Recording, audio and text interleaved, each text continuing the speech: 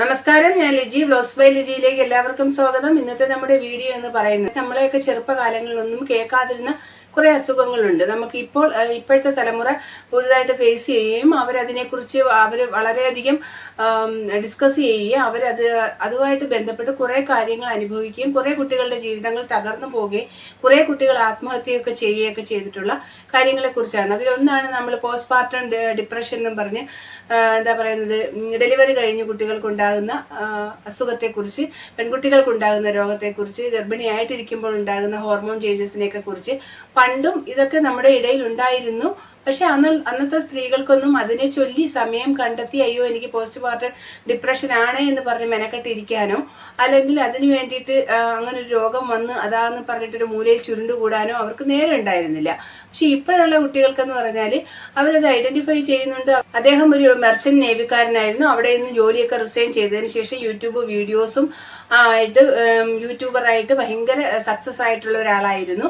അപ്പൊ ആ പയ്യന് ഒട്ടുമിക്ക ആൾക്കാർക്ക് അറിയാം. ഇപ്പൊ 2 ദിവസം കൊണ്ട് അവർ തന്നെയാണ് സോഷ്യൽ മീഡിയയിൽ മുഴുവനും ചർച്ചാ വിഷയം. ആ ചർച്ചാ വിഷയം എന്താണെന്ന് വെച്ചാൽ ഈ അഖിൽ നൂറനാട് 9ാം ക്ലാസ് മുതൽ തുടങ്ങിയ തന്റെ പ്രണയം ഒരു പ്രണയബന്ധമായിരുന്നു മേഘന നായർ എന്ന് പറയുന്ന ഒരു പെൺകുട്ടിയുമായിട്ടുള്ള, മേഘന എന്ന് പറയുന്ന ഒരു പെൺകുട്ടിയായിട്ടുണ്ടായിരുന്നത്.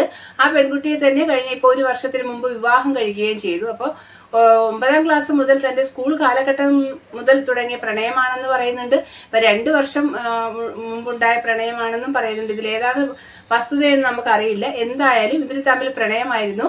പ്രണയം കഴിഞ്ഞ് ഇവർ വിവാഹം കഴിക്കുകയും ചെയ്തു. വിവാഹം കഴിഞ്ഞ് ഇപ്പൊ ഏകദേശം 1 വർഷം ആകുന്നേ ഉള്ളൂ.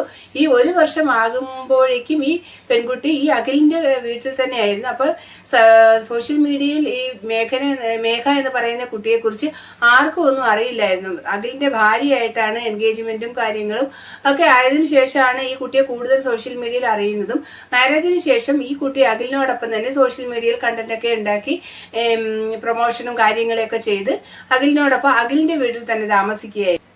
പെട്ടെന്നൊരു ദിവസം രാത്രി 10 മണി കഴിയുന്ന സമയത്ത് ഈ കുട്ടി ഒളിച്ചോടി അതായത് ഈ അഖിലിനോടൊപ്പം അഖിലിന്റെ വീട്ടിൽ താമസിക്കുകയും അഖിലുമായിട്ട് കൊളാബും സോഷ്യൽ മീഡിയ റീൽസും ചെയ്തുകൊണ്ടിരിക്കുന്നതിനോടൊപ്പം തന്നെ ഈ കുട്ടി മറ്റൊരാളോടൊപ്പം ഒരു രാത്രി ഒളിച്ചോടി പോവുകയാണ് ചെയ്യുന്നത്. അതിന്റെ CCTV ദൃശ്യങ്ങളും പുറത്തു വന്നിരിക്കുന്നു. അതായത് ഈ അഖിൽ വിവാഹം കഴിഞ്ഞ് ഈ പെൺകുട്ടിയെ ഡിഗ്രിക്ക് എന്തോ മറ്റോ പഠിപ്പിക്കാനായിട്ട് അയക്കുകയും ആ സ്ഥിരമായിട്ട് പോകുന്ന ബസ്സിലെ കണ്ടക്ടർ എന്ന് പറയുന്നുണ്ട്, കിളിയാണെന്ന് പറയുന്നുണ്ട്, ഡ്രൈവർ ആണെന്ന് പറയുന്നുണ്ട്. ഇതിൽ ഏതായാലും ആ ഒരു ബസ്സിലെ ജീവനക്കാരനാണ്. ആ ജീവനക്കാരനുമായിട്ടൊരു ബന്ധം സ്ഥാപിക്കുകയും ഈ കുട്ടി പെട്ടെന്ന് അയാളോടൊപ്പം ഒളിച്ചോടി പോവുകയാണ് ചെയ്യുന്നത്. തന്റെ സ്വർണവും കാര്യങ്ങളൊക്കെ കൊണ്ടുപോയെന്നാണ് പറയുന്നത്. ആ ഒരു ഒളിച്ചോട്ടവും വിവാഹവും ഒക്കെ അതിനെക്കുറിച്ചുള്ള ചർച്ചകളൊക്കെ വന്നതിന് ശേഷം ഇപ്പൊ ഈ BPD എന്ന് പറയുന്ന രോഗത്തെക്കുറിച്ച് 2-3 ഡോക്ടേഴ്സ് പറയുന്നുണ്ട്. അപ്പൊ അതിനെക്കുറിച്ച് നമുക്ക് ആ വീഡിയോ ഒന്ന് ഡോക്ടേഴ്സ് BPD എന്ന് പറയുന്ന രോഗത്തെക്കുറിച്ച് അതിന്റെ ആ ഒരു ദോഷവശത്തെക്കുറിച്ചും വളരെ വിശദമായിട്ടൊരു ഡോക്ടർ വീഡിയോയിൽ പറയുന്നുണ്ട്. ആ വീഡിയോ നമുക്കൊന്ന് കാണാം. ബോർഡർ ലൈൻ പേഴ്സണാലിറ്റി ഡിസോർഡർ ഇതൊരു സ്വഭാവ വൈകല്യമാണ്. അപ്പം ഇങ്ങനെയുള്ള വ്യക്തികൾ, ഈ ഒരു സ്വഭാവ വൈകല്യമുള്ള ആളുകളുടെ പ്രധാന ഫീച്ചർ അവരുടെ അൺപ്രഡിക്റ്റബിൾ ആയിട്ടുള്ള മൂഡാണ്. അവരുടെ മൂഡ് നമുക്ക് പ്രെഡിക്റ്റ് ചെയ്യാൻ പറ്റില്ല. പെട്ടെന്ന് മൂഡ് മാറാം. അതനുസരിച്ച് ആ മൂഡ് അനുസരിച്ച് അവർ മുന്നും പിന്നും നോക്കാതെ പ്രതികരിക്കുകയും ചെയ്യും. അത് മാത്രമല്ല ഇവർക്ക് ഇവരുടെ ഇമോഷൻസ് കൺട്രോൾ ചെയ്യാൻ ഭയങ്കര പാടായിരിക്കും. പ്രത്യേകിച്ച് ദേഷ്യമൊക്കെ ആണെങ്കിൽ ഇവർ ആ ദേഷ്യത്തിൻ്റെ പുറത്ത് എന്തും ചെയ്ത് കളയും. പിന്നെ ഇവർ അതിനെക്കുറിച്ച് ആലോചിച്ച് കരയുകയും വിഷമിക്കുകയൊക്കെ ചെയ്യുമെങ്കിലും ആ മൊമെൻറ്റിൽ അവർ ആക്ട് ഔട്ട് ചെയ്യും എന്നുള്ളതാണ്. അപ്പം ഇതാണ് ഇവരുടെ പ്രധാന ഹോൾമാർക്ക് ഫീച്ചർ. അതേപോലെ ഇങ്ങനെയുള്ള വ്യക്തികൾ പെട്ടെന്ന് തന്നെ ഓരോ പ്രലോഭനങ്ങളിൽ പെട്ടുപോകാനുള്ള സാധ്യത കൂടുതലാണ്. കാരണം ഇവർ വൈകാരികമായിട്ടാണ് കാര്യങ്ങൾ മുഴുവനായിട്ട് എടുക്കുക. അപ്പോൾ ആ ഒരു ഇമോഷൻ്റെ പുറത്ത് ഇവർ അതിൻ്റെ ഭവിഷ്യത്തുകളെ കുറിച്ചിട്ടോ ഡേഞ്ചറസ് വശങ്ങളെ കുറിച്ചൊന്നും ഇവർ അവിടെ ആ ക്ലാസ്മേറ്റായ ഒരു വ്യക്തിയുമായിട്ട് ഒരു ഇഷ്ടം തോന്നി. അവർ തമ്മിൽ പ്രണയത്തിലായി. ഈ പ്രണയം ഇങ്ങനെ തുടർന്നുകൊണ്ട് പോയ സമയത്ത് തന്നെ അതേ കോളേജിലുള്ള സീനിയറായ ഒരു വിദ്യാർത്ഥി വന്ന് ഇവളോട് താല്പര്യം പ്രകടിപ്പിക്കുകയാണ്. സ്വാഭാവികമായിട്ടും ഗേൾസ് സ്കൂളിൽ പഠിച്ചിരുന്ന ഈ കുട്ടിക്ക് ഇങ്ങനത്തെ ചില അവസ്ഥകൾ വന്നപ്പോൾ അവൾ കുറച്ച് താല്പര്യം തോന്നി. ആ പറയുന്ന സീനിയർ വിദ്യാർത്ഥിയുമായിട്ടും ചാറ്റ് ചെയ്യാനായിട്ട് തുടങ്ങി. ഇതിനിടയിൽ സാമൂഹ്യ മാധ്യമങ്ങളിലൂടെ പലരെയും പരിചയപ്പെടുന്നൊരവസ്ഥയുണ്ടായി. ഇൻസ്റ്റാഗ്രാം അക്കൗണ്ട് ഉണ്ട്. അതുവഴി പരിചയപ്പെട്ട ഒരു വ്യക്തി, ഡൽഹിയിലെന്തോ പഠിക്കുന്ന ഒരു വ്യക്തി, അദ്ദേഹവുമായിട്ടും ചാറ്റ് ചെയ്യാൻ തുടങ്ങി. ഈ 3 പേരോടും ഇഷ്ടം തോന്നുന്ന ഒരു സാഹചര്യം ആ കുട്ടിക്ക് വരാൻ തുടങ്ങി. അപ്പോൾ ആ കുട്ടി പറയുന്ന നേരത്തെ തന്നെ എനിക്ക് ഇത്തരത്തിലുള്ള ചില തോന്നലുകളും വിഷയങ്ങളൊക്കെ വന്നിട്ടുണ്ട്. കൗമാരത്തിൻ്റെ തുടക്കത്തിൽ തന്നെ ട്യൂഷനൊക്കെ പോയിരുന്ന സമയത്ത് ട്യൂഷന് കൂടെ പഠിച്ചിരുന്ന ഒരു ആൺകുട്ടിയുമായിട്ടൊരു ഇഷ്ടം തോന്നി. അവനോട് തുറന്നു പറഞ്ഞു. അവനും തിരിച്ചത് ഇഷ്ടമാണെന്ന് പറഞ്ഞു. കുറച്ച് നാൾ ആ ഒരു ഇഷ്ടം മുന്നോട്ട് പോയി. പക്ഷേ കുറച്ച് കഴിയുമ്പോഴത്തേക്ക് അതിലൊരു മടുപ്പ് പോലെയൊക്കെ തോന്നി, അവനെ അങ്ങോട്ട് ഉൾക്കൊള്ളാൻ പറ്റുന്നില്ല എന്ന് തോന്നി, നിസാര കാര്യത്തിന് വഴക്കിടാൻ തോന്നി, പിണങ്ങി കഴിഞ്ഞ് വളരെ മോശമായ തരത്തിലുള്ള ഒരു വഴക്കിലേക്ക് അത് പോയി. അപ്പോൾ ഇതേ അവസ്ഥ ജീവിതത്തിൽ പലപ്പോഴായിട്ട് അവൾക്ക് അനുഭവപ്പെടുന്നുണ്ടെന്നാണ് അവൾ പറയുന്നത്. അവൾ പറയുന്നത് ഒരു കാര്യത്തിലും ഉറച്ചു നിൽക്കാൻ പറ്റുന്നില്ല, എന്നാൽ നിസാര കാര്യത്തിനായിരിക്കും പിണങ്ങുന്നത്. ഇപ്പോൾ തന്നെ എൻ്റെ അടുത്ത് വരാനുള്ള കാരണം എന്ന് പറയുന്നത് ഈ ബോയ് ഫ്രണ്ടായ ക്ലാസ്മേറ്റ് അവൻ പരീക്ഷ എടുത്ത സമയത്ത് അവൻ മൊബൈലൊക്കെ സ്വിച്ച് ഓഫ് ചെയ്തിട്ട് പഠിക്കാൻ തുടങ്ങി. ഇവൾ വിളിക്കുമ്പോൾ അദ്ദേഹം എടുക്കുന്നില്ല. ഈ ഒരൊറ്റ കാരണം കൊണ്ട് തന്നെ അവനുമായിട്ട് വഴക്കിട്ട് അവനെ ഇത്രയും മോശപ്പെട്ടൊരു മനുഷ്യനില്ല എന്നൊക്കെ പറയുന്ന ഒരു അവസ്ഥ വന്നു. ആ കുട്ടിയുടെ അമ്മ പറയുന്നത് ഏതാണ്ട് തലയാഴ്ച വരെ ഇത്രയും ഒരു പുണ്യാത്മാവ് വേറെ ഇല്ല എന്നുള്ള മട്ടിലാണ് ബോയ് ഫ്രണ്ടിനെ കുറിച്ച് പറഞ്ഞുകൊണ്ടിരുന്നത്. ഇപ്പോൾ അവൾ വിളിച്ചിട്ട് എടുത്തില്ല എന്നുള്ള ഒറ്റ കാരണം കൊണ്ട് അവനെക്കുറിച്ച് ഇല്ലാത്ത കാര്യങ്ങളൊക്കെ പറയുകയാണ്, ഇല്ലാത്ത ആരോപണങ്ങൾ അവനെക്കുറിച്ച് മോശമായ രീതിയിൽ തന്നെ ഉന്നയിക്കുകയാണ്. ഒരു ബോർഡർ ലൈൻ പേഴ്സണാലിറ്റി ഡിസോർഡർ എന്ന് പറഞ്ഞൊരു വ്യക്തിത്വ വൈകല്യത്തിൻ്റെ ലക്ഷണമാണിത്. ഇപ്പോൾ ഈ ബോർഡർ ലൈൻ എന്ന് പറയാൻ കാരണം ഇവർ ആഗ്രഹിക്കുന്ന പോലെ കൃത്യമായി കാര്യങ്ങളൊക്കെ നടന്നാൽ അവരുടെ ജീവിതത്തിൽ പ്രയാസങ്ങളൊന്നും ഇല്ലാതെ പോകും. പക്ഷേ അവരുടെ പല ആഗ്രഹങ്ങളും സാധാരണഗതിയിൽ ഒരു മധ്യവർത്തി കുടുംബത്തിന് സാധിച്ചു കൊടുക്കാൻ ബുദ്ധിമുട്ടുള്ള കാര്യങ്ങളായിരിക്കും. അപ്പോൾ ചിലപ്പോൾ 16 വയസ്സുള്ളപ്പോൾ പറയുകയാണ് എനിക്ക് എൻ്റെ ബോയ് ഫ്രണ്ടിൻ്റെ കൂടെ രാത്രിയിൽ പോയി താമസിക്കണം, ഇതായിരിക്കാം ഡിമാൻഡ്. ഒരു പക്ഷേ പ്രായപൂർത്തി ആയിട്ടില്ല, നീ അത് ചെയ്യാൻ പാടില്ല എന്നുള്ള രീതിയിലൊക്കെ അച്ഛനോ അമ്മയോ പറഞ്ഞു കഴിഞ്ഞാൽ പെട്ടെന്ന് അവരോട് പൊട്ടിത്തെറിക്കും, അവരോട് ദേഷ്യം വരും. നേരത്തെ പറഞ്ഞ പോലെ ആവർത്തിച്ചുള്ള പ്രണയബന്ധങ്ങൾ വരും. ഇവർ നല്ല ഇംപ്രസീവായി സംസാരിക്കുന്ന ആളുകളായിരിക്കും, നല്ല ആശയവിനിമയ ശേഷി ഉണ്ടാവും. ഈ ഡോക്ടർ പറയുന്ന അനുസരിച്ച് മുഴുവൻ നേരവും നമ്മൾ ഈ BPD എന്ന് പറയുന്ന രോഗമുള്ള പെൺകുട്ടികളെ മുഴുവൻ നേരവും കൊഞ്ചിച്ചും ലാളിച്ചും ഇരിക്കേണ്ട ഒരു അവസ്ഥയാണ്. ഇല്ലെങ്കിൽ അതായത് ഇവര് എപ്പോഴും ഈ കൊഞ്ചലും ലാളനയും പരിഗണനയൊക്കെ പ്രതീക്ഷിക്കുന്ന ഒരു വിഭാഗത്തിൽപ്പെട്ട പെൺകുട്ടികളാണ്. അപ്പോൾ അത് എപ്പോൾ എവിടെ കുറച്ചൊന്ന് കുറയുന്നു എന്ന് തോന്നിക്കഴിയുന്നുവോ അപ്പോൾ ഉടനെ ഇത് എവിടെ കിട്ടുന്നു എന്ന് അവർ തെരഞ്ഞു പിടിച്ച് അതിന് സപ്പോർട്ടായിട്ട് അടുത്ത ഒരാളെ കൂടെ ഒരു ബൈസ്റ്റാൻഡായിട്ട് നിർത്തിയിരിക്കുകയും ഈ വിചാരിക്കുന്ന ആളുടെ കയ്യിൽ നിന്ന് വിചാരിക്കുന്ന അത്രയും കൊഞ്ചലും സ്നേഹവും കിട്ടിയില്ല എങ്കിൽ അവരതിനെ ഉപേക്ഷിച്ചിട്ട് അതിനെ ആരായാലും വിവാഹം കഴിഞ്ഞ സ്ത്രീയാണെങ്കിൽ ഭർത്താവായാലും മറ്റാരായാലും അവരെ ഉപേക്ഷിച്ചിട്ട് അവർ അടുത്ത ആളിനോടൊപ്പം പോകും എന്നുള്ളതാണ്. അതുതന്നെയാണ് ഈ അഖിൽ NRDയുടെ കാര്യത്തിലും സംഭവിച്ചിരിക്കുന്നത്. ഈ പെൺകുട്ടി അഖില് വിവാഹം കഴിഞ്ഞു സോഷ്യൽ മീഡിയയിലേക്ക് സജീവമായി രണ്ടുപേരും, പിന്നെ അദ്ദേഹത്തിന് സിനിമയും കാര്യങ്ങളും ഒക്കെ ആയിട്ട് വന്നപ്പോൾ ഒരു പക്ഷേ അഖിലിന് പണ്ടത്തെ പോലെ അത്രയും സമയം, പിന്നെ മാത്രമല്ല വൈഫായിട്ട് തൻ്റെ വീട്ടിൽ തന്നെ ഉണ്ട്. അപ്പോൾ എപ്പോഴായാലും നമുക്ക് കാണാം, സംസാരിക്കാം എന്നുള്ള ഒരു ധൈര്യമോ അല്ലെങ്കിൽ ഒരു പ്രതീക്ഷയോ അഖിലിന്റെ മനസ്സിലുണ്ടായത് കൊണ്ട് സുരക്ഷിതമായി വീട്ടിലുണ്ടാകും എന്നുള്ള ധൈര്യത്തിൽ പഴയ പോലെ കൊഞ്ചിക്കാനോ അല്ലെങ്കിൽ താലോലിക്കാനോ ഈ പയ്യന് സമയം കിട്ടിയിട്ടുണ്ടാവില്ല.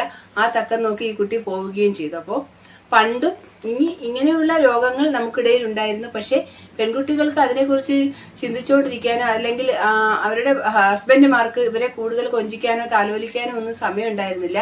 ഇപ്പോൾ ഇങ്ങനെ ഒരു അവസ്ഥയിലേക്ക് ഇപ്പോഴത്തെ പെൺകുട്ടികൾ കടന്നു പോകുമ്പോൾ അവരെന്താ ചെയ്യുന്നത്? അവർ ഭർത്താവിനെ ഉപേക്ഷിച്ചിട്ട് അടുത്ത ബന്ധം സ്ഥാപിക്കുക എന്നുള്ളതാണ്. അപ്പോൾ എന്ത് തന്നെ ആയാലും ഈ അഖിലിനോടൊപ്പം താമസിക്കുമ്പോൾ തന്നെ ഈ കുട്ടി ഇങ്ങനൊരു പരിപാടി കാണും, ഇങ്ങനൊരു പ്രശ്നത്തിലേക്ക് ചെന്ന് ചാടിയത് വളരെ മോശമായി പോയി.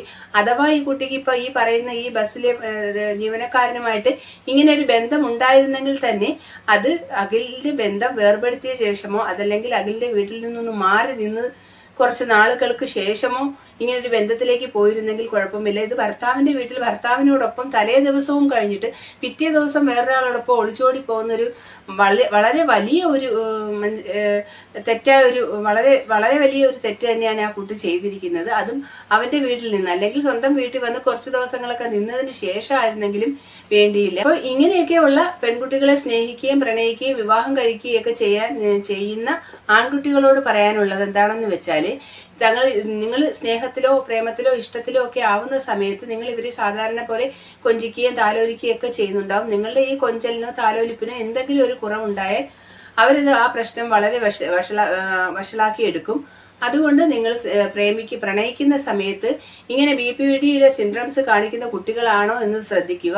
പക്ഷേ നമ്മളിപ്പോൾ ഇതിന് കുറച്ച് നാൾ മുമ്പ് വരെയും വിവാഹം കഴിക്കുന്ന പെൺകുട്ടികളോടൊക്കെ പല കുട്ടികളും ആത്മഹത്യ ചെയ്യുന്ന കേസൊക്കെ വന്നപ്പോൾ നമ്മൾ പറയുന്നുണ്ടായിരുന്നു, ഈ നിങ്ങൾ സ്നേഹിക്കുന്ന ഒരു ആൺകുട്ടിയാണെങ്കിൽ അവന് മയക്കുമരുന്നുമായിട്ട് വല്ല റിലേറ്റഡ് ആയിട്ടുള്ള വല്ല പ്രശ്നങ്ങളുണ്ടോ, മയക്കുമരുന്ന് ഉപയോഗിക്കുന്നുണ്ടോ, അല്ലെങ്കിൽ നിങ്ങളെയും അതിലേക്ക് കമ്പൽ ചെയ്യുന്നുണ്ടോ എന്നുള്ള കാര്യങ്ങളൊക്കെ ശ്രദ്ധിച്ച് വേണം നിങ്ങൾ ഒരു പ്രണയത്തിലേക്കോ വിവാഹത്തിലേക്കോ എടുത്തു ചാടാനെന്ന് പെൺകുട്ടികളോട് പലപ്പോഴും നമ്മൾ ഉപദേശിക്കാറുണ്ട്.